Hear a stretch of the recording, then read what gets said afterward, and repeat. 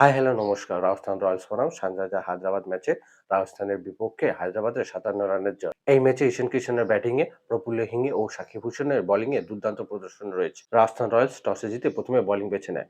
Sunriser Hyderabad ম্যাচের প্রথম ইনিংসে ব্যাটিং করতে এলে শুরুতেই অভিষেক শর্মা আউট হয়ে যায়। এরপরে ঈশান কিশন ব্যাটিংয়ে এসে একেবারে দুর্দান্ত ব্যাটিং করে, সাথে হেনরি ক্লার্সনও ভালো ইনিংস খেলেছে। হায়দ্রাবাদ ২০ ওভারে ব্যাট করে ৬ উইকেটে হারিয়ে ২১৬ রান করে। হায়দ্রাবাদের ব্যাটিং ইনিংসে ঈশান কিশন ৯১ ও হেনরি ক্লাসন ৪০ রানের দারুণ ইনিংস খেলেছে। রাজস্থানের বোলিংয়ে জোফরা আর্চার ২টি ও রিয়ান পারাক ১টি উইকেট নিয়েছে। রাজস্থান রয়্যালস দ্বিতীয় ইনিংসে ২১৭ রানের টার্গেটের জবাবে ব্যাটিং করতে এলে প্রফুল হিংয়ের বোলিংয়ের সামনে রাজস্থানের দ্রুত উইকেটে পতন হতে থাকে। রাজস্থান বৈভব সূর্যবংশী সহ ৯ রানে ৫ উইকেট হারিয়ে ফেলে। এই পরিস্থিতি থেকে ডনোভান ফেরেরা ও রবীন্দ্র জাদেজা রাজস্থানকে তুলে আনার চেষ্টা করে, কিন্তু শেষমেশ রাজস্থান ১৫৯ রানে অল আউট হয়ে যায়। আর সানরাইজার হায়দ্রাবাদ এই ম্যাচ ৫৭ রানে জয়ী হয়। রাজস্থান রয়্যালসের ব্যাটিং ইনিংসে ডনোভান ফেরেরা ৬৯ ও রবীন্দ্র জাদেজা ৪৫ রান করে। হায়দ্রাবাদের বোলিংয়ে প্রথম ম্যাচে প্রফুল হিঙ্গে ও সাকিব হোসেন অত্যন্ত ভালো বোলিং করেছে। ম্যাচে সাকিব হোসেন ও প্রফুল হিঙ্গে ৪টি করে উইকেট নিয়েছে। রাজস্থান রয়্যালস বনাম সানরাইজার হায়দ্রাবাদ ম্যাচে প্লেয়ার অব দ্য ম্যাচ হয়েছে প্রফুল হিঙ্গে।